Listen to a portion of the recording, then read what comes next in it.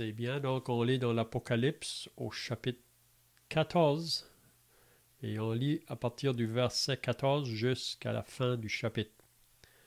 Donc je commence la lecture, puis s'il y en a qui veulent lire, vous pouvez aussi suivre.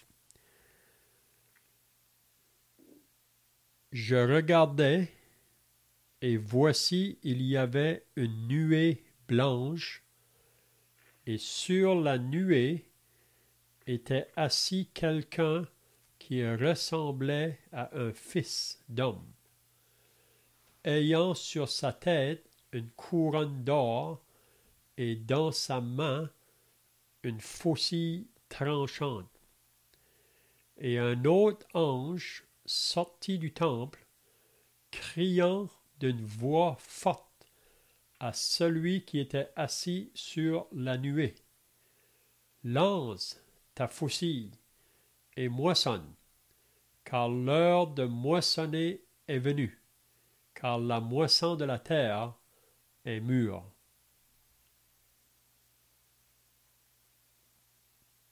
Celui qui était assis sur la nuée jeta sa faucille sur la terre, et la terre fut moissonnée. Un autre ange sortit du temple, qui est dans le ciel, ayant lui aussi une faucille tranchante.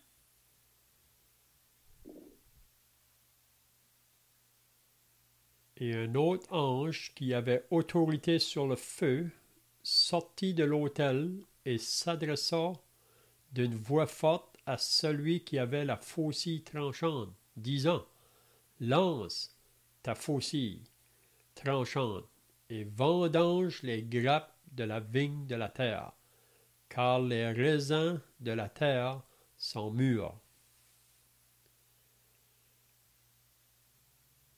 Et l'ange jeta sa faucille sur la terre. Il vendangea la vigne de la terre et jeta la vendange dans la grande cuve de la colère de Dieu. La cuve fut foulée hors de la ville, et du sang sortit de la cuve jusqu'aux morts des chevaux, sur une étendue de 1600 stades. Amen. C'est bien, donc, si vous étiez là la semaine passée, on avait regardé à propos de 3 anges qui annonçaient un message à la terre. Puis on avait dit que ces 3 anges-là vont annoncer les derniers messages de Dieu à l'humanité. On avait lu concernant ces 3 anges-là à partir du verset 6 jusqu'au verset 13. Puis le message du premier ange disait à la terre de craindre Dieu et de lui donner gloire. Parce qu'il disait: car l'heure de son jugement est venue. Donc, l'heure du jugement de Dieu va prendre place. Vous savez qu'on vit dans un monde aujourd'hui qui se moque de penser que Dieu va juger ce monde. Le monde est tellement loin dans le péché et dans l'iniquité qu'ils ne sont pas conscients qu'un jugement va bientôt venir sur ce monde. Comme dans les jours de Noé, le monde mangeait, buvait, se mariait, bâtissait, vendait, jusqu'au jour où le déluge vint et les emporta tous. Pourtant, Noé avait averti ce monde-là, mais ils ont resté fermés au message de Noé. Noé, c'était un fou pour les gens de sa génération. Il y a seulement sa famille qui ont répondu à sa prédication. Toutes les autres ont péri dans le déluge. Puis Jésus a dit: ce qui est arrivé du temps de Noé va arriver de même à l'avènement du Fils de l'homme. Donc nous vivons dans un monde qui veut ignorer ou même se moquer à la pensée que Dieu va juger ce monde. Mais comme qu'on voit, on a lu ce soir-là, que le monde est maintenant mûr pour la moisson ou pour le jugement.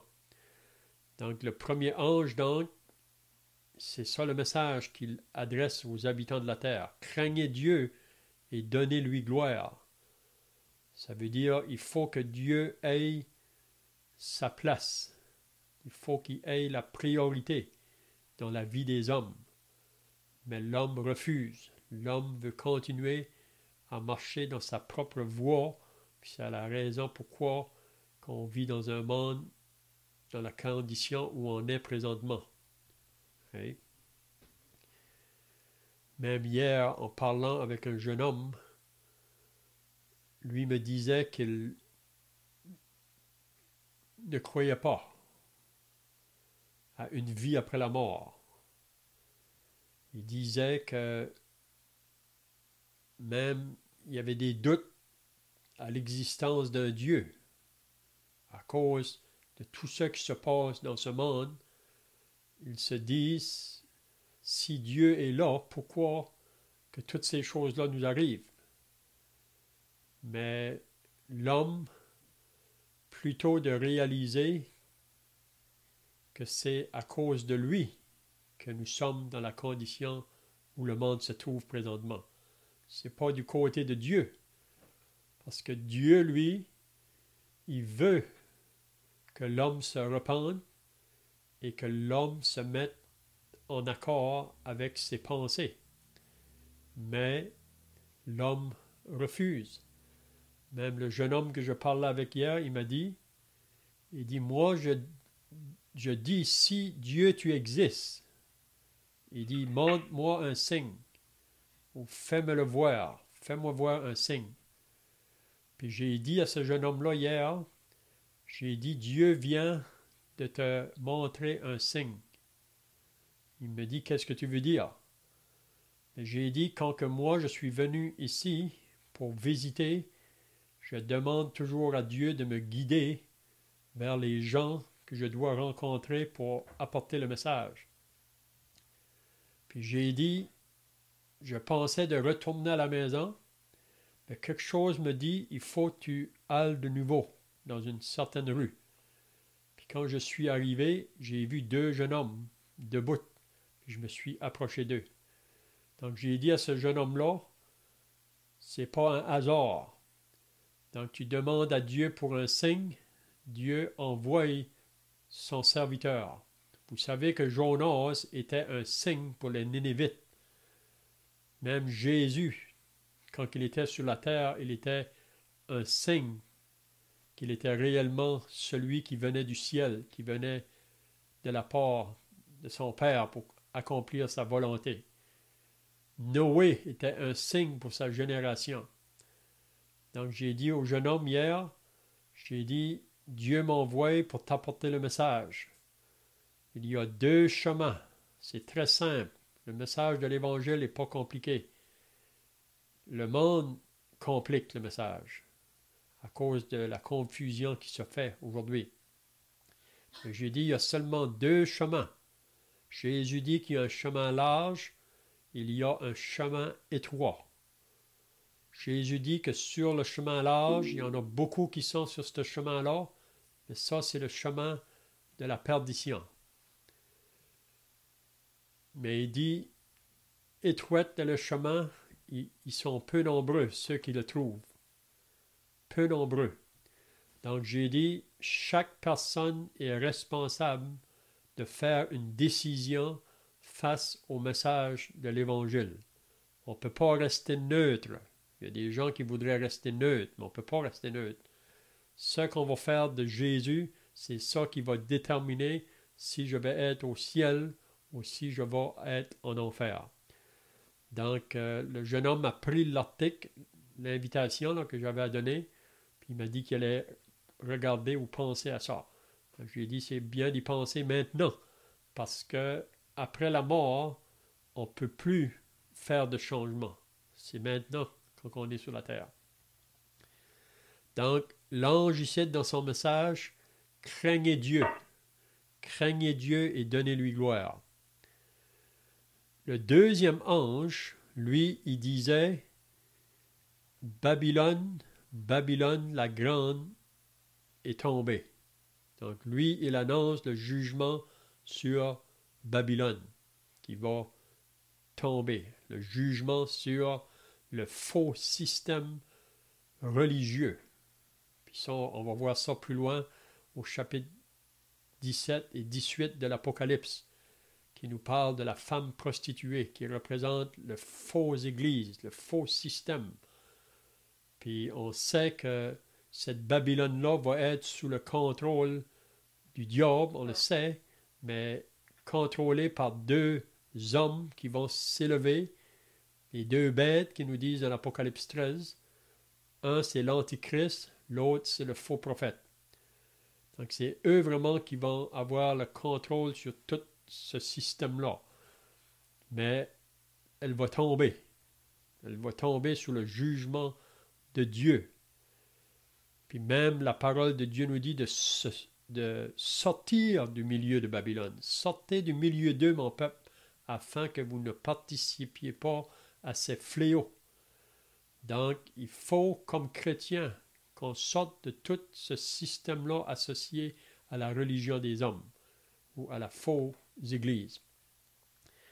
Puis ensuite, le troisième ange qu'on avait vu la semaine passée, lui, il a donné un avertissement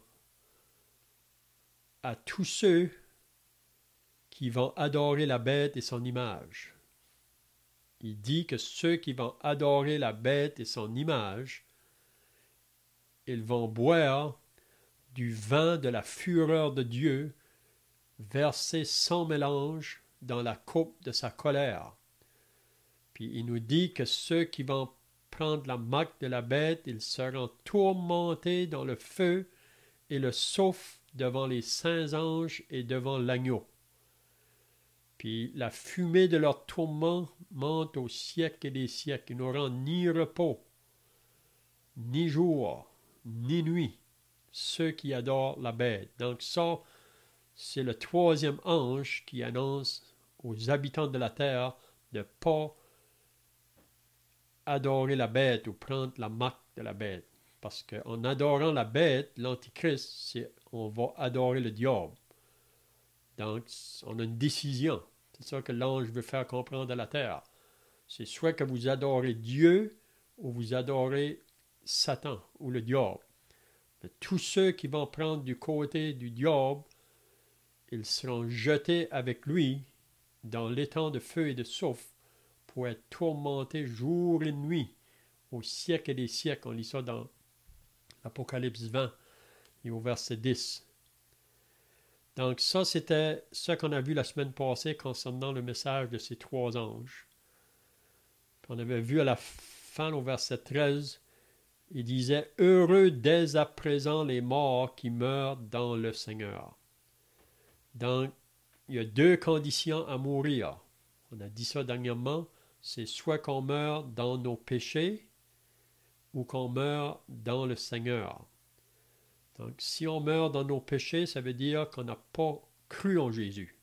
On n'est pas venu à la repentance et à la foi en Christ.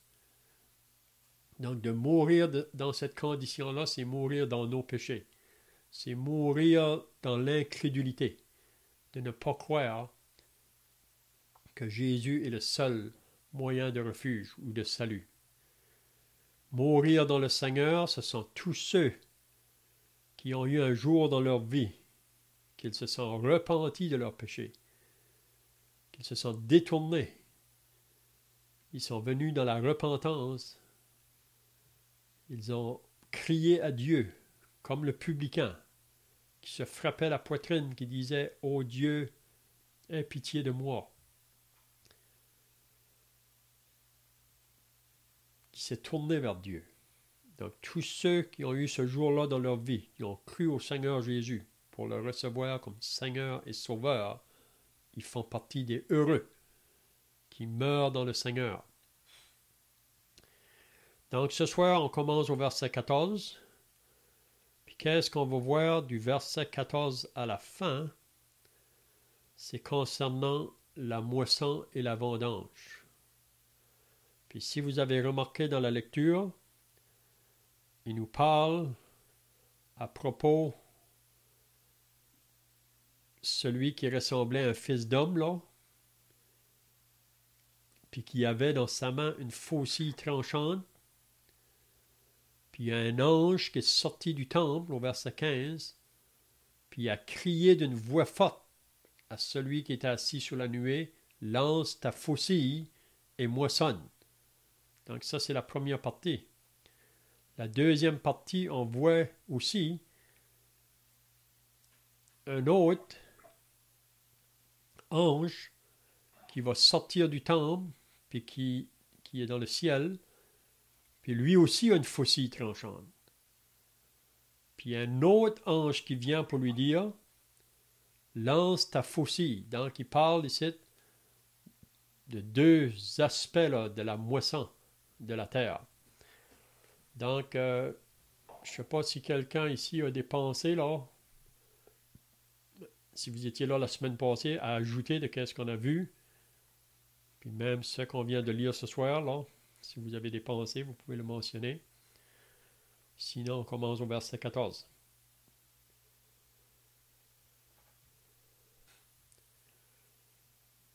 Donc ici, il faut se rappeler qu'on est à la fin de la grande tribulation. On est à la fin des 3 ans et demi. Vous savez que la tribulation va se faire pendant 7 ans. Et ici, on est rendu à la fin. Donc, le jugement de Dieu va tomber. On peut dire dans sa plus forte, dans sa force, si on peut dire là. Vous savez que c'est comparé aux douleurs qui surprend la femme enceinte. Donc, les jugements qu'on lit dans l'Apocalypse, ça commence un peu tranquillement, comme les douleurs qui surprend la femme enceinte. Mais à mesure qu'on avance, les jugements vont devenir plus intenses ou plus forts sur les habitants de la terre. Donc, le verset 14, Jean dit, « Je regardai, et voici, il y avait une nuée blanche, et sur la nuée était assis quelqu'un qui ressemblait à un fils d'homme. » Donc, peut-être la première question qu'on devrait se demander, qui est ce quelqu'un qui ressemblait à un fils d'homme? Est-ce que quelqu'un a des pensées là?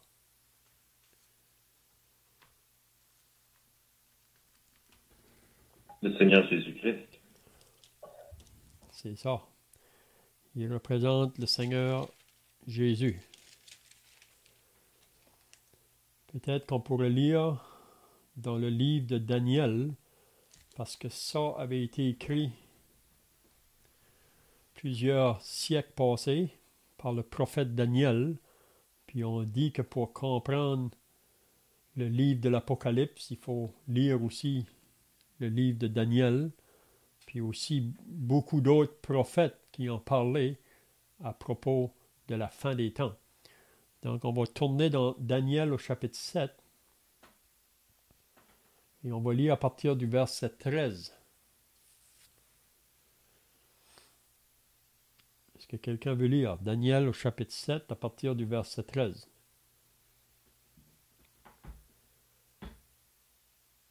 Je regardais pendant mes visions nocturnes, et voici sur les nuées des cieux arriva quelqu'un de semblable à un fils de l'homme. Il s'avança vers l'ancien des jours et on le fit approcher de lui. On lui donna la domination, la gloire et le règne. Et tous les peuples, les nations, les hommes de toutes les langues le servirent. Sa domination est une domination éternelle qui ne passera point, et son règne ne sera jamais détruit.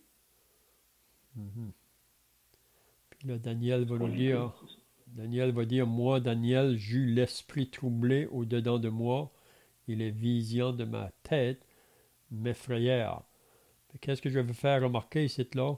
C'est que je regardais pendant mes visions nocturnes, et voici sur les nuées des cieux arriva quelqu'un de semblable à un fils d'homme.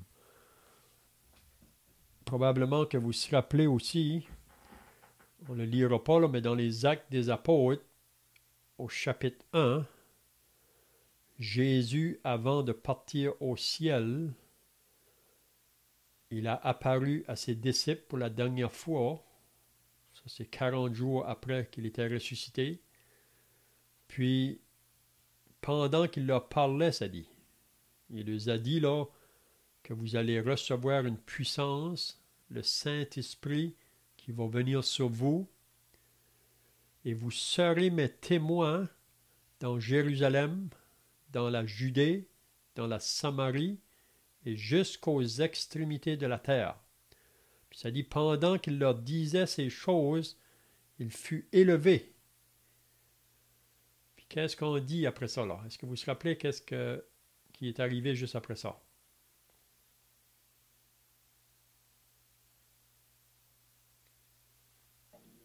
Les disciples avaient les regards fixés vers le ciel et deux anges sont apparus en leur disant « Pourquoi avez-vous les regards fixés vers le ciel? Il reviendra de la manière qu'il est parti. » Quelque chose de genre. C'est ça.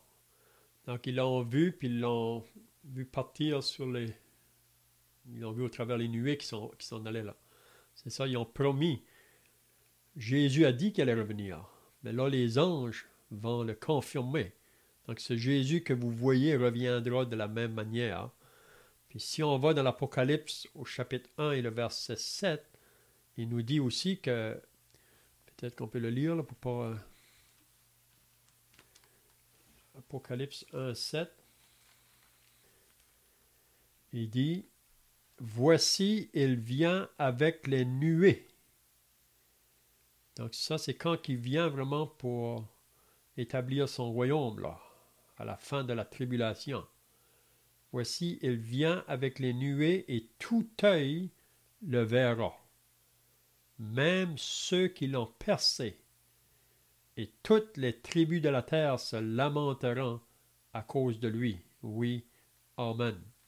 Donc encore ici, Jean révèle cette vérité, il vient avec les nuées, et tout œil le verra. Donc, le verset 14, donc, c'est bien de comprendre que ça nous parle de Jésus, ce quelqu'un-là qui ressemblait à un fils d'homme. Donc, je ne sais pas si vous avez des pensées là.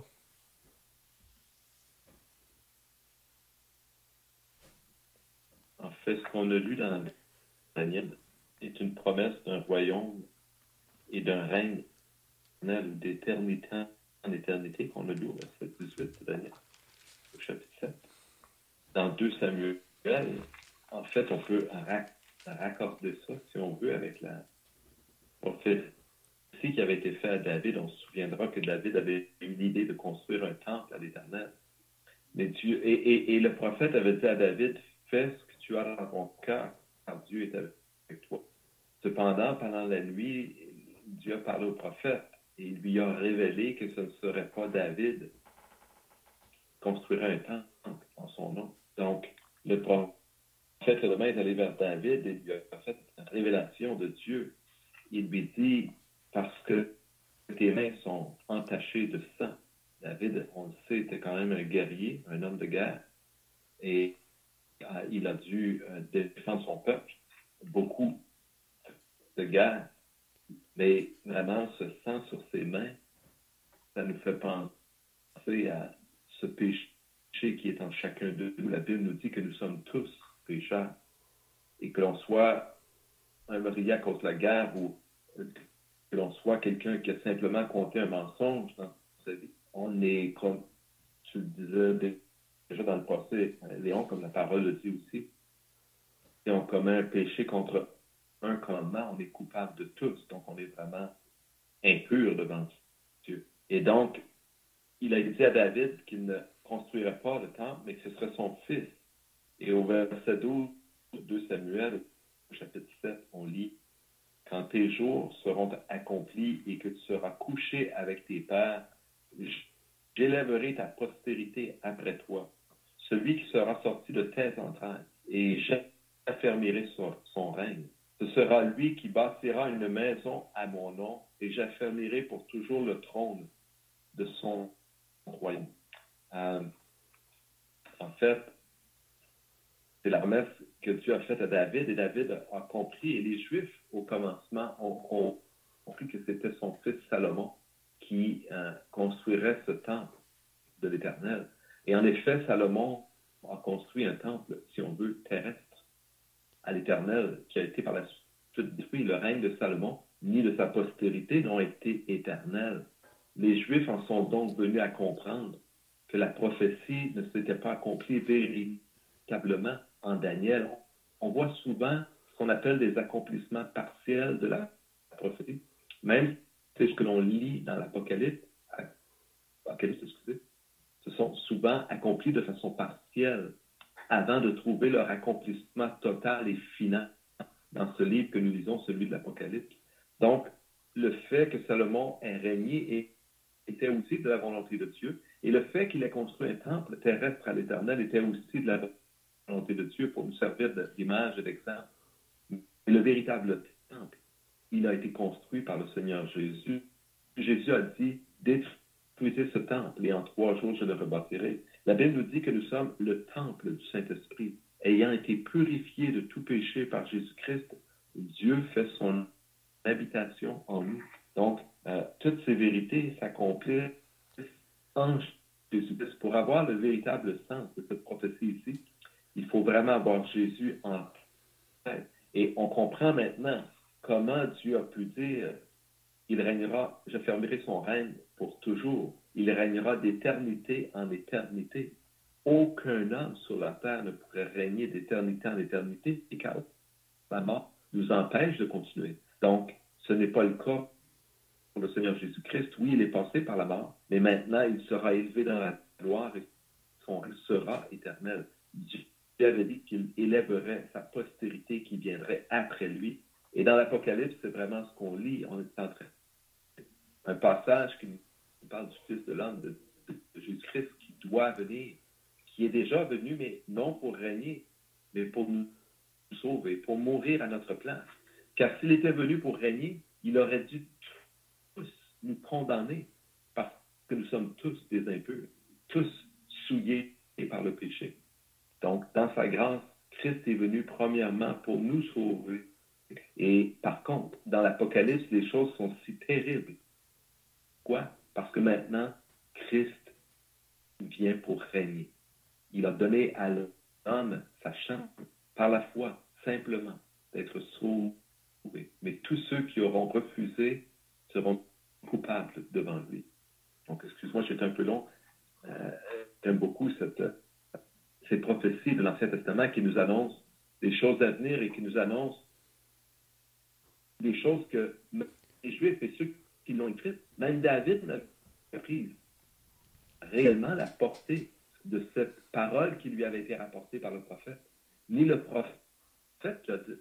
Mais nous, aujourd'hui, nous contemplons ces choses et nous avons ce puissant témoignage de Dieu préparé depuis des siècles afin que nous croyions et que nous soyons touchés dans nos cœurs pour nous tourner vers Dieu. Donc, ce que les prophètes ont annoncé longtemps d'avance, même avant que Jésus est venu, même concernant que c'est lui qui va régner éternellement, même Jésus lui-même, dans Matthieu 24, a souligné aussi ce fait-là, lui-même. Quand on lit au chapitre 24 et le verset 30 de Matthieu, « Alors le signe du Fils de l'homme paraîtra dans le ciel, et toutes les tribus de la terre se lamenteront, et elles verront le Fils de l'homme venant sur les nuées du ciel avec puissance et une grande gloire. Et l'on verra ses anges avec la trompette retentissante, et ils rassembleront ses élus des 4 vents depuis une extrémité des cieux jusqu'à l'autre. » Donc, on voit encore là Jésus qui mentionne cette vérité-là, qu'il va venir sur la nuée. Donc c'est clair donc que quelqu'un qui ressemble à un fils d'homme, là, c'est vraiment le Seigneur Jésus. Qu'est-ce qu'il nous dit par la suite? Ayant sur sa tête une couronne d'or. Donc, il va porter sur sa tête une couronne d'or.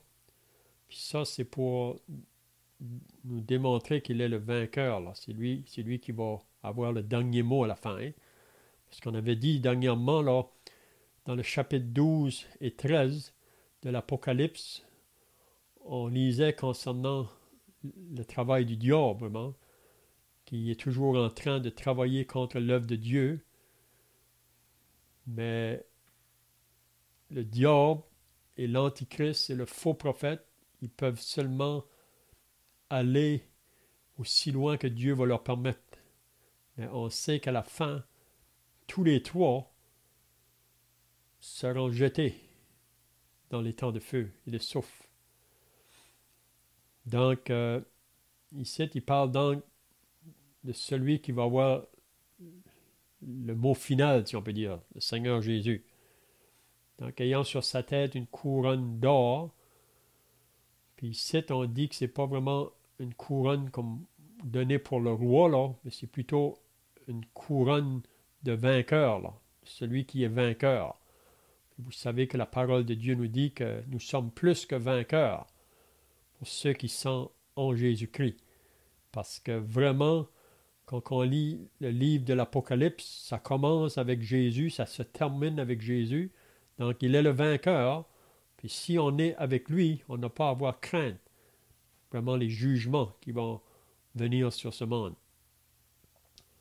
Puis ensuite, il nous dit que dans sa main, une faucille tranchante. Donc, qu'est-ce que ça veut nous dire? Qu'est-ce que c'est une faucille tranchante? Je pense que les deux mots sont bien connus. Une faucille, c'est un outil dont on se sert et tranchante, c'est tout simplement un outil qui est bien aiguisé. On s'en sert pour la récolte, pour couper et pour la vendange, en fait, pour différentes choses, mais aussi pour la vendange. Et dans le contexte, c'est, je pense, ce dont il est question. Une image de ce qui est en train de se produire. Mm-hmm.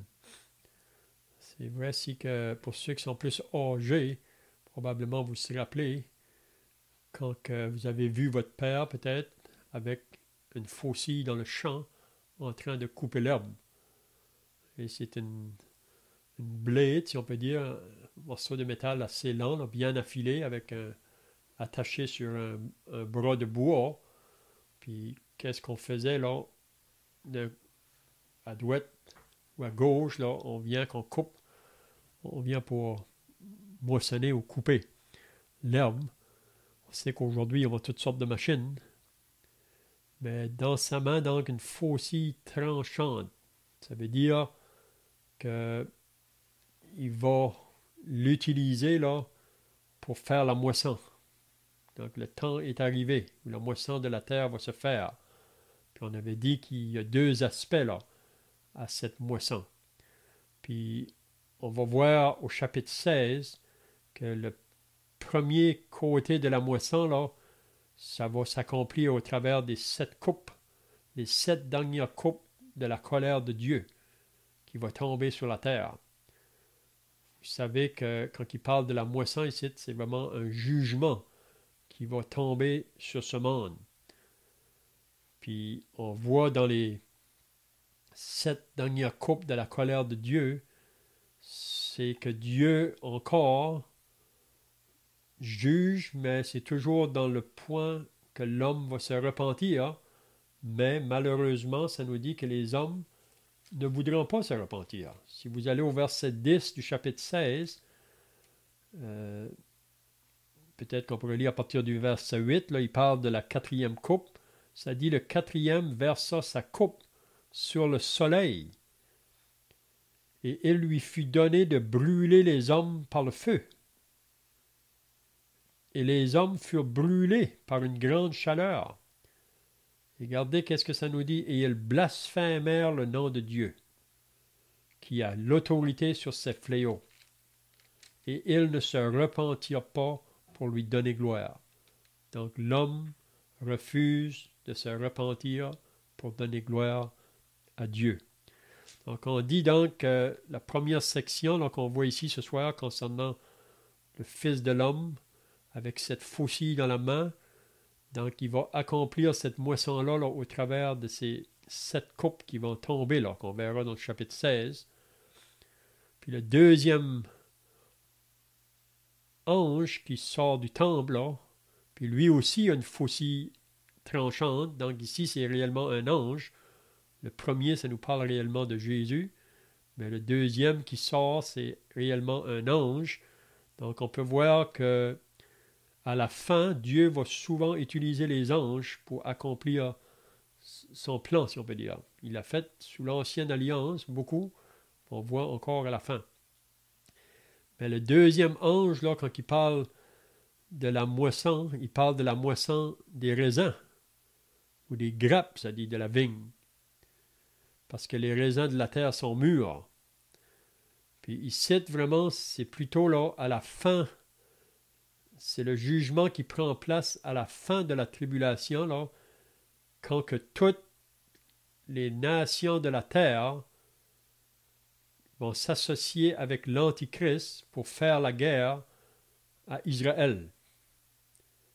Puis c'est la raison pourquoi, quand il dit au verset 19, « Et l'ange jeta sa faucille sur la terre, et il vendangea la vigne de la terre, et jeta la vendange dans la grande cuve de la colère de Dieu. Et la cuve fut foulée hors de la ville, et du sang sortit de la cuve jusqu'aux morts des chevaux sur une étendue de 2600 stades, ou comme 200 000 vraiment. » Donc ici, ça nous parle vraiment de ce qui va prendre place juste à la fin. Avant que le Seigneur établisse son règne, il y aura cette guerre qu'on appelle Armageddon, là. Quand que toutes les nations de la terre se réunissent pour faire la guerre à Israël. Si vous allez au chapitre 15, le chapitre 16 plutôt, il nous dit au verset 15, là, « Voici, je viens comme un voleur, heureux celui qui veille et qui garde ses vêtements, afin qu'il ne marche pas nu et qu'on ne voit pas sa honte. » Ils les ressemblèrent dans le lieu appelé en hébreu Armageddon. Puis on voit au chapitre 19 qui mentionne aussi ça, là. Donc, ça va être le jugement, là, aux nations de la terre qui va prendre place, là, envers cette guerre-là. Donc, je ne sais pas si vous avez d'autres pensées, là. En fait, tu as mentionné Matthieu 24 tout à l'heure. Il y a beaucoup de pensées, là. Je ne pourrais pas toutes les énoncer, mais juste souligner qu'en Matthieu 24, Jésus a fait allusion à l'abomination de la désolation dont a parlé Daniel. Donc, c'est vraiment quelque chose qui avait été annoncé depuis le prophète Daniel, que le Seigneur Jésus a confirmé ensuite et qui nous est rappelé encore une fois avec plus de détails et de précision de quel moment il s'agit. Parce que Daniel avait compris qu'il y aurait de quoi, c'est terrible, mais il n'avait pas compris quoi exactement. Tant de Matthieu ou de Jésus plutôt, la chose, Jésus l'a fait, et maintenant ces choses nous sont clarifiées et on se dirige vers ces temps-là. J'aimerais, si tu permets, Léon, amener une petite pensée. Je n'ai pas en verset 14 qui disait que il y avait une sorte qui était écrit qu'il était assis. Je regardais, voici, il y avait une nuée blanche. Sur la nuée était assis quelqu'un qui ressemblait à un fils d'homme. Juste pour souligner le Seigneur Jésus en position assise. C'est une position de gouvernement, d'un roi qui règne, de quelqu'un qui a triomphé. L'ouvrage, le travail est fait, la victoire est acquise.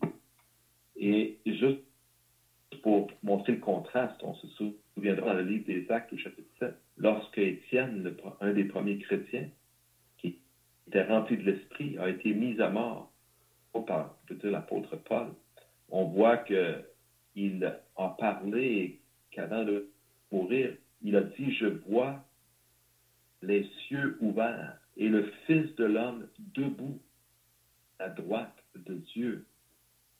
C'est donc dire qu'alors que l'Église combat sur la terre, si on peut appeler ainsi, ou souffre, Dieu n'est pas indifférent et Christ, il est debout pour assister à toutes ces choses et pour nous assister dans notre marche de tous les jours. Donc, je voulais juste souligner cette différence. Excuse-moi d'avoir dit un peu en retard. Ça fait une torsion par rapport au texte que tu viens de lire. Mm-hmm.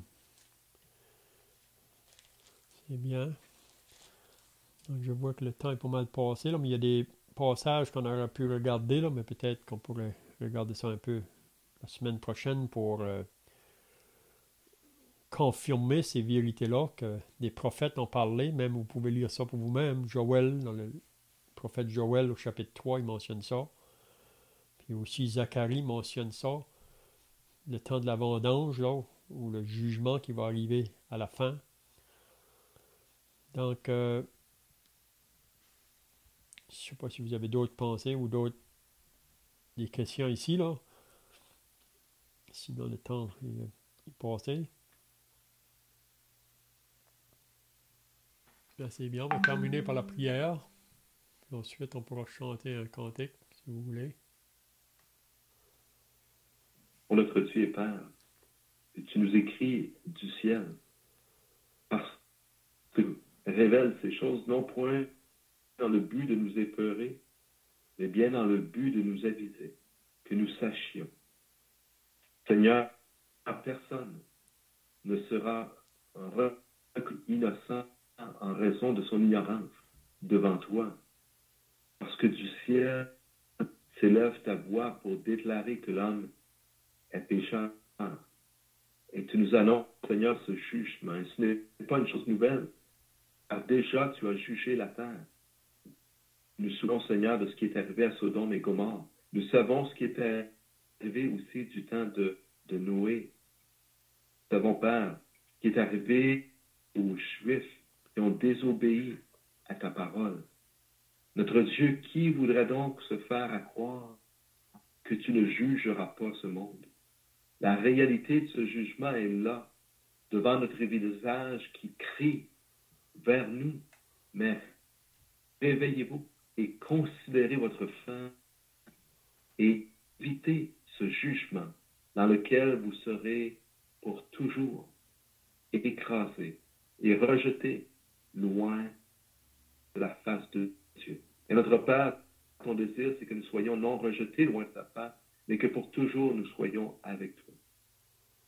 Ô Dieu, pardonne à tes serviteurs et aide-nous, Seigneur, dans nos cœurs oublieux, à nous rapprocher de toi par ta parole, par ton esprit. Seigneur, bénis ceux qui ont entendu ces paroles, comme tu le dis aussi dans ce livre que nous lisons en ce moment, au commencement, alors que nous lisons, bénis soient ceux qui entendent les paroles de cette prophétie. Pour notre Dieu, bénis surtout ceux qui les écoutent et qui y portent attention et prennent garde à ce jugement, afin de réaliser que personne n'est juste devant ta face et que tous doivent se réfugier dans ta grâce en Jésus-Christ. Amen. Amen.